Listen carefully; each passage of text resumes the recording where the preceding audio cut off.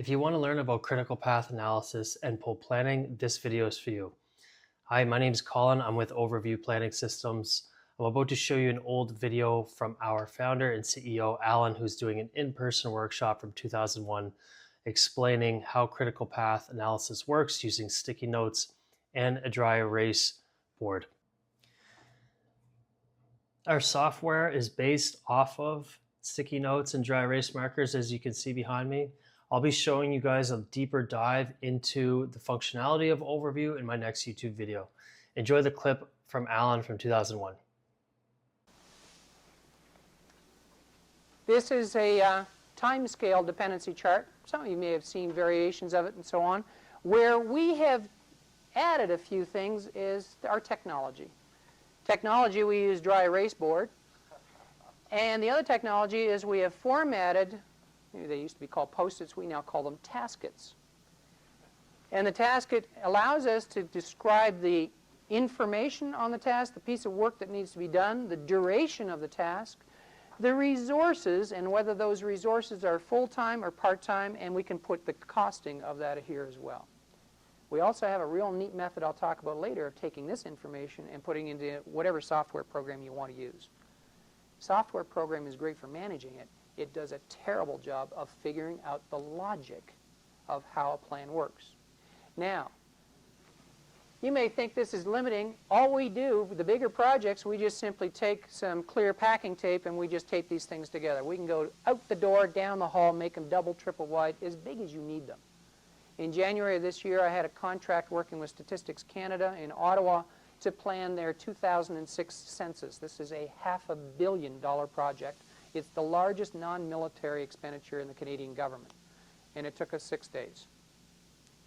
They had spent up to a year trying to plan it before we came in with this process.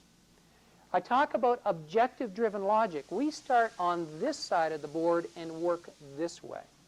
Now, academically, you may buy into that. Behaviorally, the reason the program is 3 days long, we run our entire lives which way? The other way. So it takes 3 days in these case studies to get people thinking about this new approach to asking questions. What has to be true in order for me to start this task? The advantage, folks, is it surfaces all of the natural parallel predecessing or preceding tasks. It allows people to think much more clearly as to what must be true in order for this task to start. We get a much more compact execution plan. We get the shortest possible plan that you can within logic and a quality issue. Okay? And we can then come back later and work out resource constraints and so on. That's as much as I'm going to give to you at this stage of the game without giving you the entire program. A couple of things to note. You'll notice that I've got a 6-week-long task duration here, and I've got a straight line running indicating 1, 2, 3, 4, 5, 6 weeks. You'll see other ones where we have this wavy line. Now, there's a technical term for that wavy line in project management. Anybody care to guess? I won't use lag. That's something a little bit different. What was the other one, Del?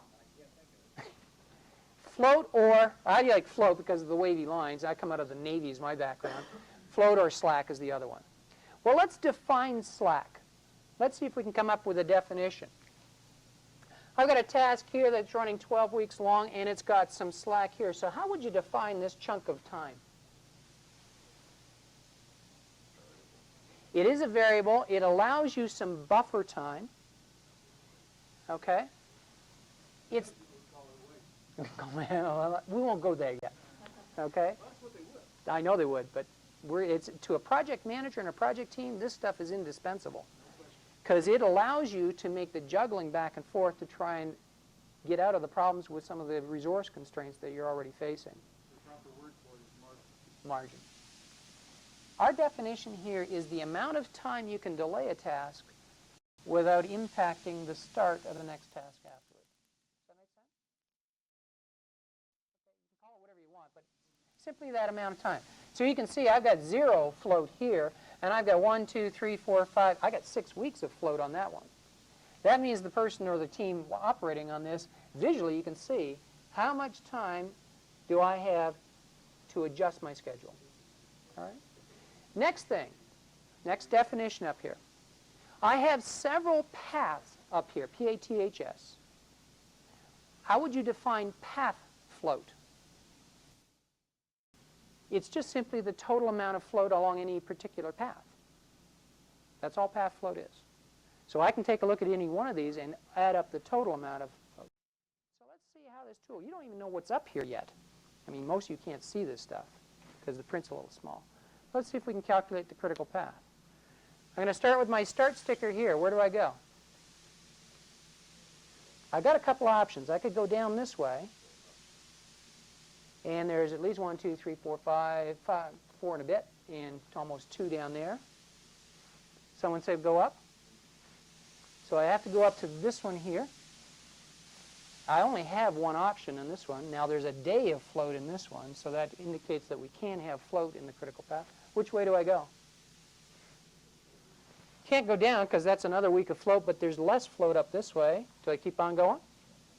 Okay. Still only have and straight out. In this particular one, it's fairly simple. You've just created the critical path. How long did that take us, by the way? Much less than a minute. You folks are brilliant. All we did is we looked for the path with the least amount of float in it.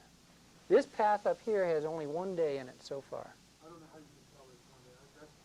See the wavy line? See the little wavy line here? That's the piece of this, like this stuff here. Oh, Okay? okay. I didn't understand. Sorry. It was wavy. Okay? And we can get anybody in your organization to understand critical path and the calculation in just that amount of time.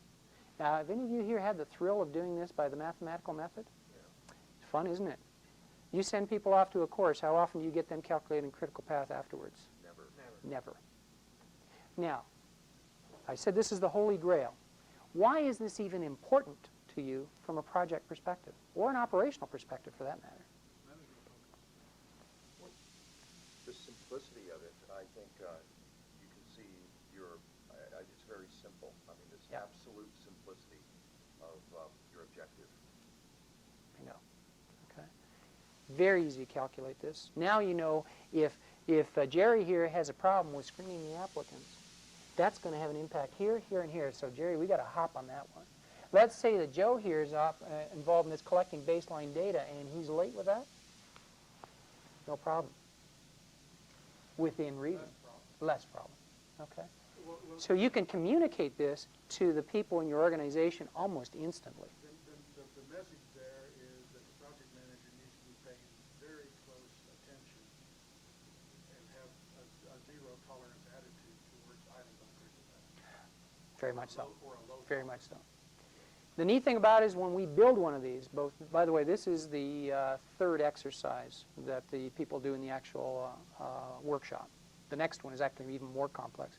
We go through this. The first pass is the logic. The second pass, we go into resource leveling and constraint issue. And then we come back with a final calculated definitive budget is how we break that thing down. Can you see some advantages with this? Steve here mentioned the simplicity of it. Any other advantages? It's visual. It's big. We actually do this with people in the room. I've had as many as 40 in the room at a critical point. And it's been anywhere from 3 or 4 to as many as 16 doing the actual plan itself. What do you think that does to the overall level of commitment to the plan afterwards? It's huge. Because typically what happens is Steve here has got the responsibility to create the plan. He goes off in the corner somewhere, sometimes with software, sometimes not, comes back to the meeting and says, folks, here's the plan. What kind of reception does he get? I don't think I agree with that. Where'd you come up with that estimate? How come that logic is there, and so on and so forth? And usually you don't get the commitment that you're looking for. If you've had everybody in the room agreeing on this, and by the way, you cannot put another sticker up here unless 2 things are understood. 1, the design is complete. And 2, you have absolute consensus with the people in the room. Does that make sense from a logic perspective? Forget about personalities and all of that kind of stuff. Logically, does this make sense? We had a comment from a guy in Brussels earlier this year.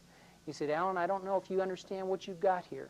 This is the best team working method he had ever seen. I can take a group of people that absolutely hate each other and still get them through a project plan because we're dealing with logic. Okay. There's one other advantage, and there are lots, but I want to point this one out to you. Because we work from right through to left, you cannot start building the project until the plan is complete. Now, what's so significant about that? Jerry?